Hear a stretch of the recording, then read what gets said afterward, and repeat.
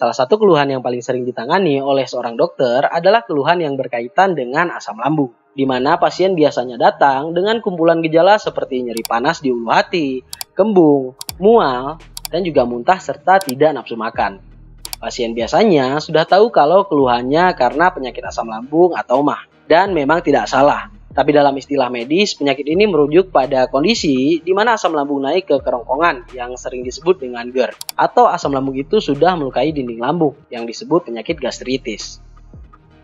Diperkirakan sekitar 15-40% orang di dunia mempunyai keluhan lambung tersebut. Jadi sakit lambung ternyata adalah masalah buat sangat banyak orang, bahkan bisa disebut sebagai penyakit sejuta umat. Banyak yang sudah minum obat berkali-kali tapi masih sering kambuh. Nah, bisa jadi penyebabnya adalah karena kita masih makan asal-asalan. Padahal kondisi asam lambung sangat dipengaruhi oleh makanan kita. Lalu, apa saja makanan yang baik untuk penyakit asam lambung? Itulah yang akan kita bahas pada video kali ini. Tonton terus videonya sampai habis.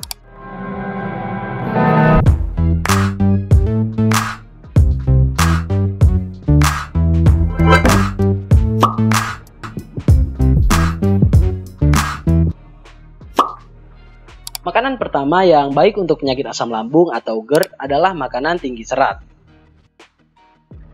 Serat atau fiber adalah kandungan nutrisi dalam makanan yang tidak lagi dipecah menjadi komponen yang lebih kecil ketika berada di saluran pencernaan.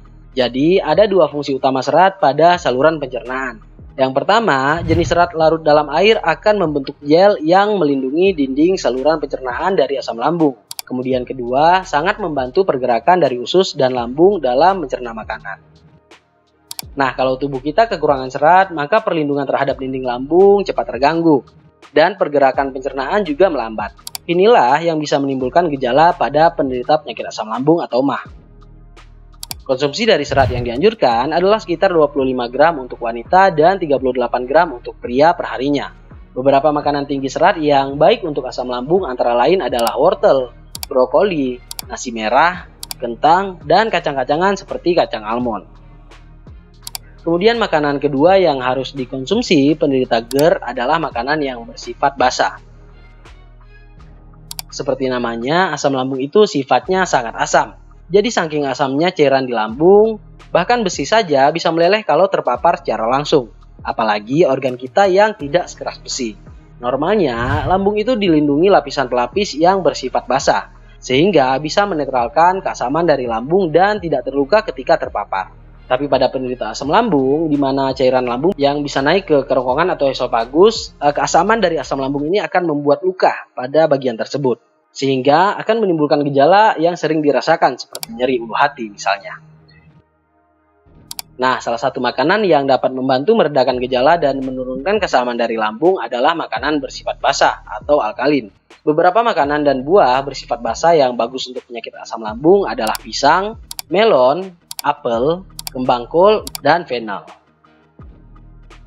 Selanjutnya, makanan ketiga yang sangat baik bagi penderita asam lambung adalah makanan tinggi kandungan air. Sama halnya seperti kerja dari makanan yang bersifat basah, makanan yang tinggi kandungan airnya juga bisa membantu menurunkan tingkat keasaman dari lambung.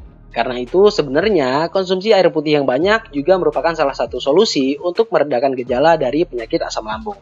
Tapi karena air putih tidak memiliki rasa dan tekstur, kita sering tidak puas dan merasa kurang ada perubahan kalau hanya minum air putih.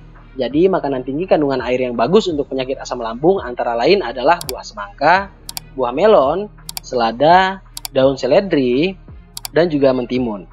Baiknya kita mengkonsumsi makanan-makanan ini sebagai makanan pendamping dari makanan utama.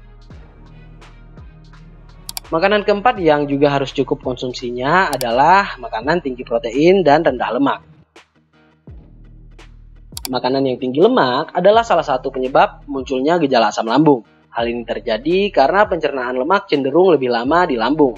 Lemak harus dipecah jadi komponen yang lebih kecil terlebih dahulu dan pada proses ini keasaman dari lambung akan bertambah. Karena itu konsumsi lemak harus sangat dijaga oleh penderita asam lambung. Solusi dari makanan yang bisa membantu meredakan gejala untuk hal ini adalah konsumsi makanan tinggi protein rendah lemak, seperti dada ayam tanpa kulit, dan berbagai jenis ikan. Biasanya, makanan tinggi protein dan rendah lemak ini dikonsumsi sebagai makanan utama. Dan yang paling penting adalah cara pengolahannya. Diusahakan untuk tidak terlalu sering mengolah makanan ini dengan cara digoreng. Cara terbaiknya adalah dengan dikukus atau dipanggang. Karena ketika menggoreng, kandungan pada minyak akan membuat lemak pada hasil masakan tersebut meningkat. Dan lemak tersebut bisa memperparah gejala asam lambung yang kita derita. Kemudian konsumsi terbaik kelima untuk penderita asam lambung adalah minuman rendah kafein.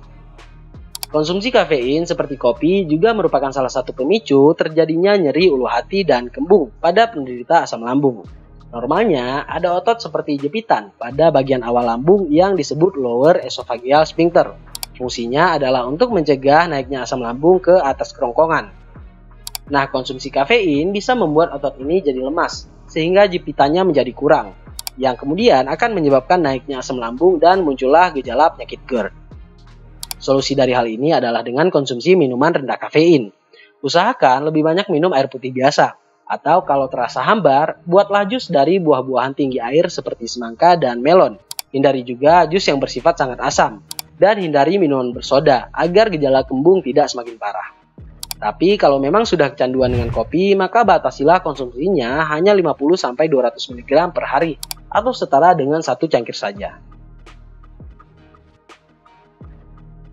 Nah teman-teman, itulah dia 5 jenis makanan dan minuman terbaik untuk diet pada penderita asam lambung, MAH, GERD, atau gastritis, apapun istilahnya. Semoga setelah menonton video ini kita bisa sama-sama menerapkan tipsnya sehingga gejala penyakit jadi lebih jarang dirasakan. Buat yang masih punya pertanyaan tentang konten kali ini, silahkan ditanyakan di kolom komentar. Jangan lupa di-share kalau kalian mendapatkan sesuatu dari video kali ini. Terima kasih sudah menonton videonya sampai habis, sampai jumpa di video berikutnya.